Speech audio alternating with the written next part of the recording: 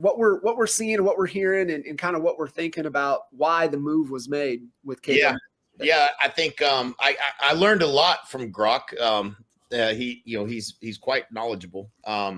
And he laid out all the likely direction and things that they're doing. We'll talk through some of that, but I think that is the direction they're going is the obvious thing that's happening is Gary's taking some chips off the table, as he should. That's kudos to him. I think it's also probably somewhat of a waving of the white flag, and we are a tech company. I think that that's been a lot of his personal wealth invested into trying to build command and the challenges of building tech versus partnering or buying tech as an option. The alignment with CoreLogic with this, the Stone Point Capital and their ability to leverage, the data, to be hyper local and integrate that into command and some things are they're good plays on Stone Point's, side too, as well.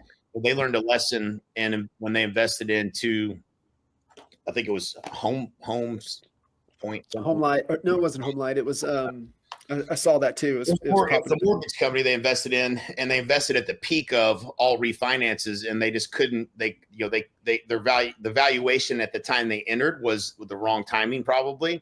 And so I think the timing of making this investment from their perspective, it's likely all upside because they're getting in at the third year of the slowest year in real estate that we've had since 95. So I think their timing of making the investment makes a lot of sense for a 5 to 10 year IPO, or sooner. I think that's whether they're going to be able to actually, I think the thing in real estate that is difficult to do is to increase productivity per agent. I mean, no matter what you do, there's just a large number of people that don't do anything. And so you can provide all the tools, all the data, all the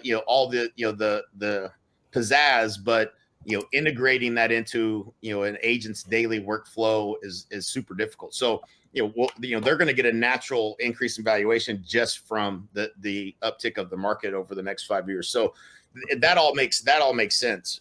So to me, the whole move makes sense, from their position, from Gary's position, the strategic alignment, but it's also, it's like trying to put new tires on a Volkswagen, right? I mean, it's a legacy model. You remember, we had, our old mentor that we used to have, HOA, John, and one of the smartest people ever.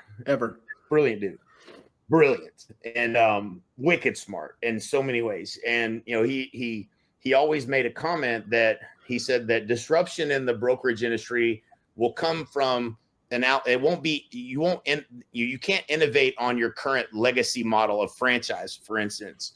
You can't innovate out of that. So they've learned that they can't compete with the cloud-based models, us being the biggest, and that they're getting murdered. They're getting killed by us in terms of, recruiting agents from Keller Williams over to this cloud-based model. It's better in so many ways, and they can't compete with that. So they can only go deeper in their own legacy model and try to improve franchisees, recruiting systems, productivity per agent, give them better tools.